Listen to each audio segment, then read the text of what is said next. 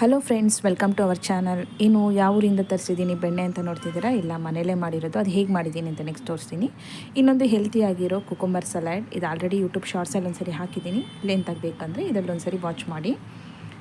ಇದು ನಾನು orange colour Nandini ಹಾಲನ್ನು ತೊಗೋತೀನಿ. ಸೊ ಅದನ್ನು ಮಾರ್ನಿಂಗ್ ಇಲ್ಲ ನೈಟ್ ಕಾಯಿಸಿ ಸ್ವಲ್ಪ ಹೊತ್ತು ತಣ್ಣಗಾದ್ಮೇಲೆ ಫ್ರಿಜ್ಜಲ್ಲಿ ಎತ್ತಿಟ್ಬಿಡ್ತೀನಿ. ಆಮೇಲೆ ನಮಗೆ ದಪ್ಪ ಕೆನೆ ಬರುತ್ತೆ. ಸೊ ಆ ಕೆನೆನ ನಾನು ಕೆನೆ ಮಾತ್ರ ಹಾಲನ್ನು ಮಾಮೂಲಿ ಬಳಸ್ಕೊತೀನಿ. ಬರೀ ಕೆನೆ ಮಾತ್ರ ಒಂದು ಬಟ್ಲಲ್ಲಿ ತೆಗೆದ್ಬಿಟ್ಟು ಸ್ಟೋರೇಜ್ ಈ ಥರ ಒಂದು ಬಟ್ಲಲ್ಲಿ ನೀಟಾಗಿ ಸ್ಟೋರ್ ಮಾಡಿರ್ತೀನಿ. ನೋಡಿ, ಈ ಥರ ಒಂದು 20-25 ದಿನದ ಕೆನೆ, ಯಾವುದೇ ರೀತಿ ಸ್ಮೆಲ್ ಬಂದಿರಲ್ಲ, ಏನಿಲ್ಲ. ನೆಕ್ಸ್ಟ್ ಅದನ್ನು ಒಂದು ದೊಡ್ಡ ಅಗಲ ಇರೋ ಪಾತ್ರೆಗೆ ಶಿಫ್ಟ್ ಮಾಡ್ಕೊತೀನಿ. ನೋಡಿ, ಈ ಥರ ಡ್ರೈ ಆಗೇ ಇರುತ್ತೆ, ಬರೀ ನಾನು ಕೆನೆ ತೊಗೊಂಡಿರೋದ್ರಿಂದ. ನೆಕ್ಸ್ಟ್ ಮನೇಲಿ 2-3 ಡೇಸ್ ಯಾವ್ದಾದ್ರು ಮೊಸರಿತ್ತು, ಹುಳಿ ಮೊಸರಿತ್ತು ಅಂದರೆ ಸೊ ಅದಕ್ಕೆ ಆ್ಯಡ್ ಮಾಡಿ ಎಲ್ಲ ಚೆನ್ನಾಗಿ ಮಿಕ್ಸ್ ಮಾಡಿದ್ರೆ ಈ ಥರ ಇರುತ್ತೆ. ಸೊ ನಾವು ಅದನ್ನು ಒಂದು ಅರ್ಧ ದಿನ ಆಚೆ ಇಟ್ಬಿಟ್ಟು ನೆಕ್ಸ್ಟ್ ಅದನ್ನು ಫ್ರಿಜ್ಜಲ್ಲಿ ಇಡೋಣ. ನಮಗೆ ಯಾವಾಗ ಟೈಮ್ ಆಗುತ್ತೆ, ಒಂದು 2-3 ಡೇಸ್ ಆದಮೇಲೆ ನಾವು ಮಿಕ್ಸಿಗೆ ಹಾಕೊಳ್ಳೋಣ. ನೋಡಿ, ಈಗಲೇ ಎಷ್ಟು ಡ್ರೈ ಆಗಿದೆ.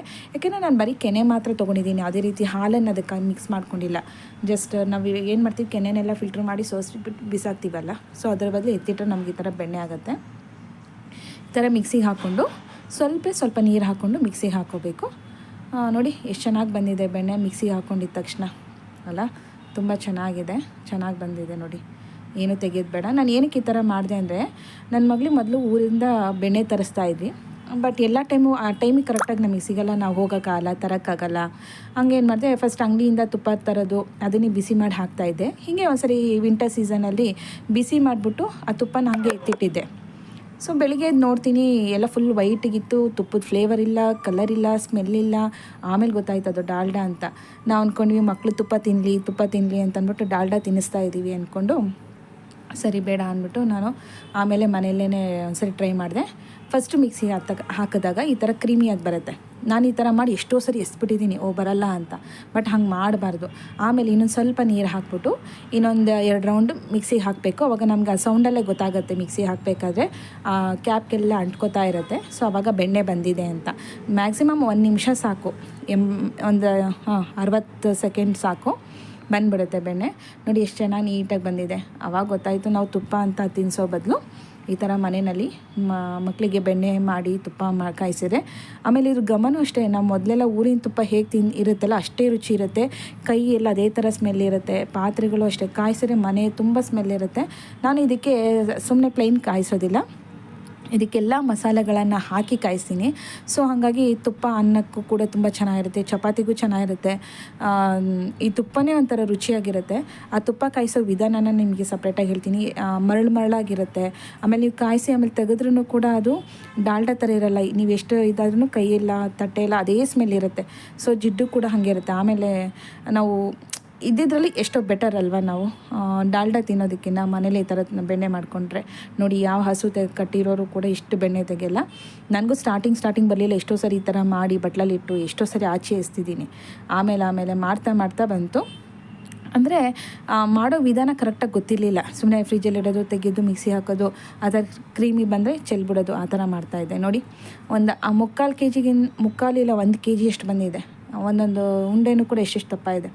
ಇದು ಲಾಸ್ಟಲ್ಲಿ ಇರೋದನ್ನೆಲ್ಲ ನೀಟಾಗೆಲ್ಲ ತೊಗೋತಾ ಇದ್ದೀನಿ. ನೋಡಿ ಎಷ್ಟು ಬಂದಿದೆ. ಅಷ್ಟೇ ಮಜ್ಜಿಗೆ ಏಕೆಂದರೆ ನಾನು ಅದಕ್ಕೆ ಹಾಲು ಮೊಸರು ಏನೂ ಹಾಕಿಲ್ಲ. ನೋಡಿ, ತುಂಬ ಚೆನ್ನಾಗಿ ಬಂದಿದೆ. ಬೆಣ್ಣೆನೂ ಅಷ್ಟೇ ರುಚಿಯಾಗಿರುತ್ತೆ, ಯಾವುದೇ ರೀತಿ ಸ್ಮೆಲ್ ಇರೋದಿಲ್ಲ. ನೀವು ಒಂದ್ಸರಿ ಟ್ರೈ ಮಾಡಿ ನೋಡಿ. ಇನ್ನು ಕುಕುಂಬರ್ ಸಲಾಡು, ಇದಕ್ಕೆ ಬೇಕಾಗಿರೋ ಸಾಮಗ್ರಿ: ಕ್ಯಾರೆಟು, ಕುಕುಂಬರು, ಈರುಳ್ಳಿ, ಟೊಮೆಟೊ, ಕೊತ್ತಂಬರಿ ಸೊಪ್ಪು, ತೆಂಗಿನಕಾಯಿ, ನಿಂಬೆಹಣ್ಣು, ಖಾರದ ಪುಡಿ, ರುಚಿಗೆ ತಕ್ಕಷ್ಟು ಉಪ್ಪು. ಬೌಲ್ಗೆ ಎಲ್ಲ ಕಟ್ ಮಾಡಿರೋ ವೆಜಿಟೇಬಲ್ಸ್ನೆಲ್ಲ ಹಾಕ್ಕೊಳ್ಳೋಣ. ಇದಕ್ಕೆ ಬೇಕಾದ್ರೆ ನೀವು ದಾಳಿಂಬೆನೂ ಹಾಕ್ಕೋಬೋದು, ಸ್ವೀಟ್ ಕಾರ್ನ್ ಕೂಡ ಹಾಕ್ಕೋಬೋದು. ಯಾವಾಗಲಾದ್ರೂ ಮದುವೆ ಊಟ ಮಾಡಿರ್ತೀರಾ, ಇಲ್ಲ ನಾನ್ ವೆಜ್ ಊಟ ಮಾಡಿರ್ತೀರಾ, ಹೆವಿ ಅನ್ನಿಸ್ದಾಗ ಇದು ಬೆಸ್ಟು. ಅದೇ ರೀತಿ ನೀವೇನಾದ್ರು ಡಯಟ್ ಮಾಡ್ತಾಯಿದ್ದೀನಿ ಅಂದರೆ ಬೆಸ್ಟ್ ಡಯಟ್ ಫುಡ್ ಇದು. ಕುಕುಂಬರ್ ಹೆಲ್ತಿಗೆ ಒಳ್ಳೆಯದು. ಬಟ್ ನಾವು ತಿನ್ನಬೇಕಂದ್ರೆ 1 ಪೀಸ್ 2 ಪೀಸ್ ತಿಂತೀವಿ. ಬಟ್ ಈ ಥರ ತಿನ್ನೋದ್ರಿಂದ 1 ಬೌಲ್ ತಿಂತೀವಿ. ಇದ್ರ ಜೊತೆ ಕ್ಯಾರೆಟ್ ಇರುತ್ತೆ, ಬೇಕಾದ್ರೆ ಮೂಲಂಗಿನೂ ಕೂಡ ಹಾಕ್ಕೋಬೋದು. ಇನ್ನು ದಾಳಿಂಬೆ ಹಾಕ್ಕೋಬೋದು, ಸ್ವೀಟ್ ಕಾರ್ನ್ ಹಾಕ್ಕೋಬೋದು, ತುಂಬ ಚೆನ್ನಾಗಿರುತ್ತೆ. ತೆಂಗಿನಕಾಯಿ ಆಪ್ಷನಲ್, ನೀವು ಬೇಕಾದರೆ ಹಾಕ್ಕೊಳ್ಳಿ. ನೋಡಿ, ಕ್ಯಾರೆಟು, ಈರುಳ್ಳಿ, ಕುಕುಂಬರು, ಕೊತ್ತಂಬರಿ ಸೊಪ್ಪು, ತೆಂಗಿನಕಾಯಿ ಎಲ್ಲ ಕೂಡ ಹಾಕ್ಕೊಂಡು ಮಿಕ್ಸ್ ಮಾಡ್ಕೊತಾ ಇದ್ದೀನಿ. ನಂತರ ಇದಕ್ಕೆ ಗ್ರೀನ್ ಚಿಲ್ಲಿ ಯೂಸ್ ಮಾಡಿಲ್ಲ, ಸೊ ಖಾರದ ಪುಡಿನ ಹಾಕ್ತಾಯಿದ್ದೀನಿ.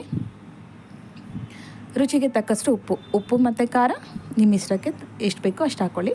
ಲಾಸ್ಟಲ್ಲಿ ನಿಂಬೆಹಣ್ಣು ಹಾಕಿ ಮಿಕ್ಸ್ ಮಾಡಿ. ಯಾರ್ಯಾರು ಕುಕುಂಬರ್ ತಿನ್ನಲ್ಲ ಅಂತಾರೆ, ಡಯಟ್ ಮಾಡಲ್ಲ ಅಂತಾರೆ, ಈ ಥರ ಹೊಟ್ಟೆ ತುಂಬ ಕೊಟ್ಟರೆ ಅವ್ರಿಗೆ ಊಟ ಹೆಂಗೆ ಸೇರುತ್ತೆ, ಆರಾಮಾಗಿ ಇದನ್ನೇ ತಿಂತಾರಲ್ಲ. ಈ ಥರ ಬೇರೆ ಬೇರೆ ರೀತಿ ದಿನಕ್ಕೊಂದೊಂದು ಸಲಾಡ್ ಮಾಡಿಕೊಂಡು ಕೂಡ ತಿನ್ಬೋದು. ಬೆಸ್ಟ್ ಹೆಲ್ತಿ ಫುಡ್ ಇದು.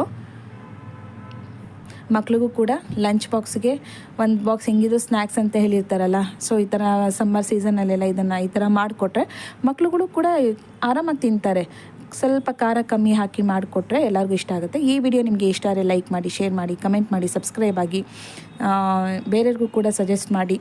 ಇನ್ನೂ ಒಳ್ಳೊಳ್ಳೆ ಹೊಸ ವೀಡಿಯೋಗಳನ್ನ ಕೂಡ ಹಾಕೋಣ.